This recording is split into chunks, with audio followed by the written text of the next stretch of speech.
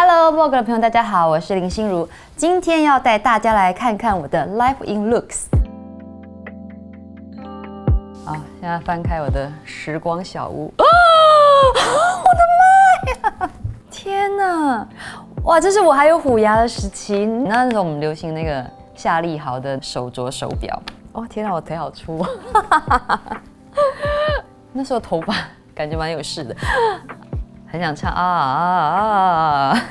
还珠格格》紫薇，而且这是第2部，因为你看我们都还有框上下眼线，然后那个嘴巴、嘴唇，还有先描一个唇边，真的是有点像那种80年代的那个唇妆的感觉。然后我们要戴很大的那个旗头，然后跟花盆底鞋。确实那时候开始有练习了一下走路，到后来我就健步如飞。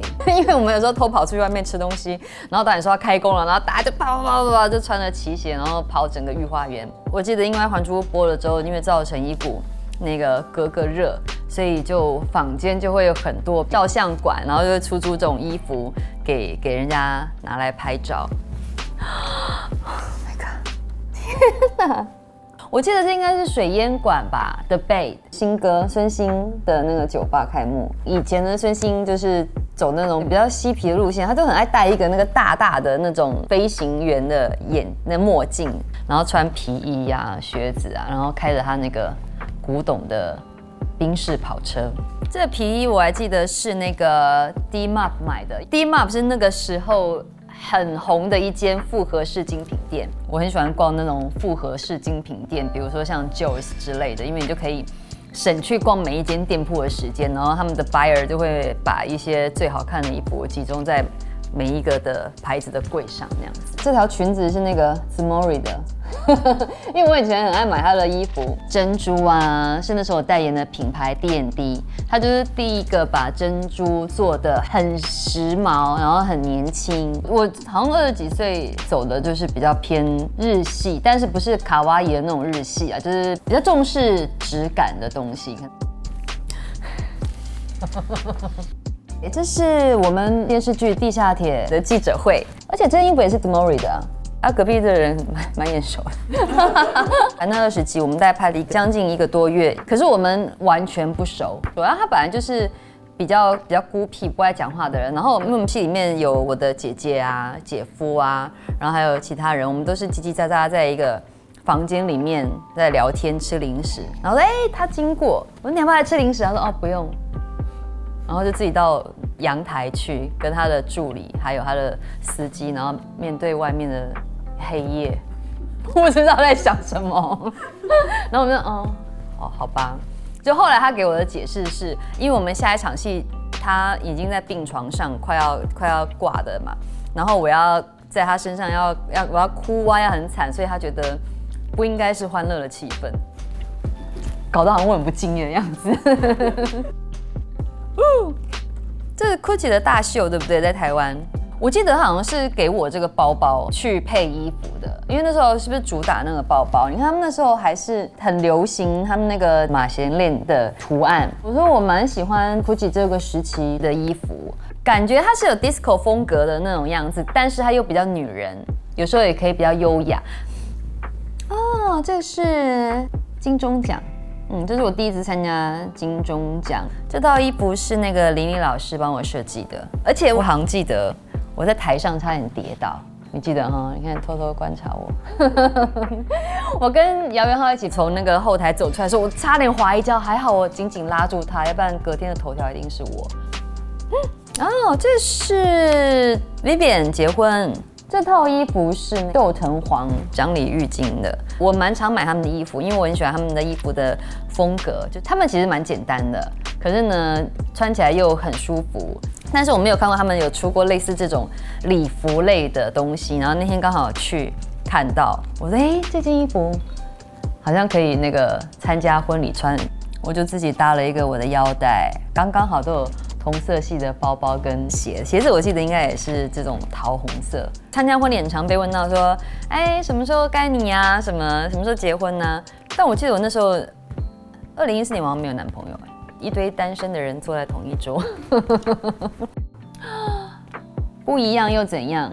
这是一个真人真事改编的一个故事，主要就是2个女生，她们其实在一起很久了，因为那时候台湾还没有同婚法嘛，然后当另外一个人病危的时候，她是她身边最亲近的人，却没有办法帮她签那个手术同意书，然后我觉得这其实蛮悲伤的。然后他把它拍成一个 MV， 我觉得 MV 整个故事都很动人，然后跟90合作也蛮开心的，可以帮他拍 MV， 我觉得也蛮荣幸的。16的夏天，这应该是2015年的金钟。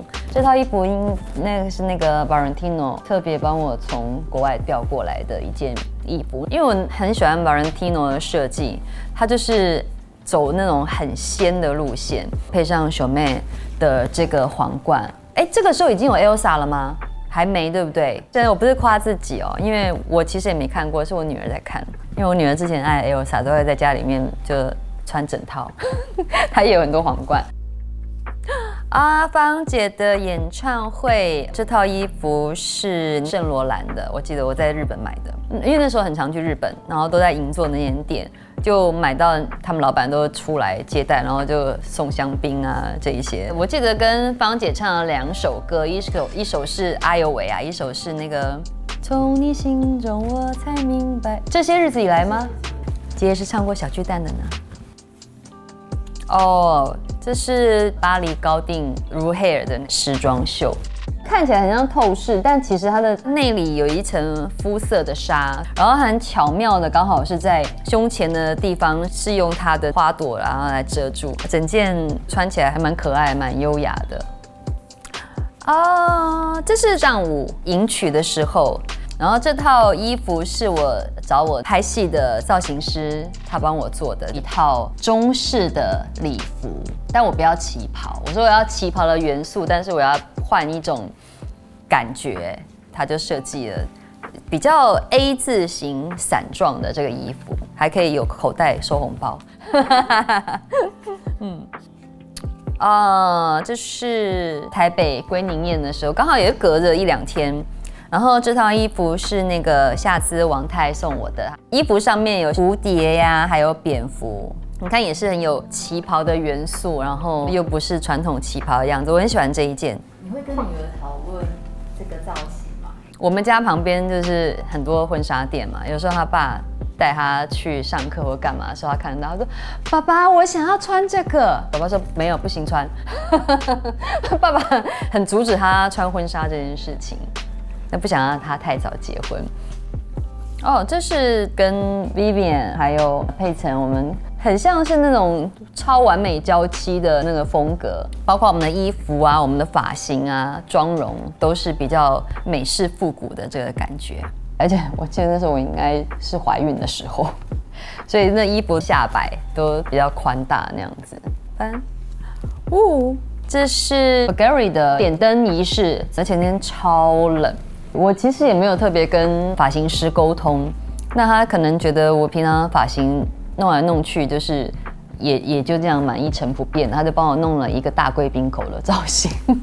我真的觉得本人看起来超像大贵宾的，就是那种头发很卷很卷很卷。我好像应该在 IG 上面我还自己有 PO 过，就是我跟大贵宾一起的合照。这是去参加巴黎时装周，也是夏姿的秀。这套是夏姿的衣服，觉得这一套很漂亮，也是那种美国名伶的那种感觉。以前都会觉得夏姿的衣服可能比较适合太太、官夫人，但是我觉得她后来越来越年轻化，然后也有一些其实也蛮日常可以穿的。这个是我跟 Rococo 第2次联名的系列的衣服他们知道我很喜欢 Hello Kitty， 所以他们就说他们那时候刚好谈了一个 Hello Kitty 的授权，可以一起来做联名这样子。那时候我就只说我想要有加入小朋友的衣服，想跟女儿穿母女装，因为她那时候还小，那时候才6个月。那6个月你就很难找到母女装嘛，现在大一点，当然母女装就会比较容易可以找得到。然后他们就设计了2款小朋友的包屁衣，然后刚好跟大人的 T 恤是一样的。然后我们就是把这个售出的金额把它拿出来做公益，捐给儿福啊，或者是家福基金会这样子。这个是帮 Mesmera 拍他的春夏的新品，然后我们到台南的奇美博物馆去拍的。其实我也很喜欢 Mesmera 的衣服，第一个是他们的材质都非常好，他们的 cashmere 那些，尤其是他们的外套，然后包括几季以来一直很红的那个泰迪熊那毛毛的外套，我本来觉得应该是会很重，但事实上穿上去真的是很轻又保暖。华灯初上，华灯初上呢，它的时期是在1988年的时候，所以那时候80年代就是很华丽复古，就是我们大家会有印象的，都是那一种粗眉红唇，然后上下眼线都要框起来的，跟大家一定非常印象深刻，就是那个半平山的角度头，所以我们那时候的头发基本上就大家都会吹角度。其实我有经历这个时候。就是读书的时候，然后那时候就是你知道明明就是有刘海啊，但还是要吹一个角度，然后下课的时候就要把那个发卷在你的刘海上面，然后下来之后它才会有一个嗡嗡的感觉。好，那是我读书的时候。然后华灯的造型其实都是很有那个年代的风格，包括大印花哦，还有一个80年代一个很大的特色就是它的大垫肩。其实日式酒店小姐的服装就是看起来非常像上班族，他们其实穿的都是非常端庄，然后都是那种像是西装外套或者是衬衫，然后窄裙、包头的高跟鞋。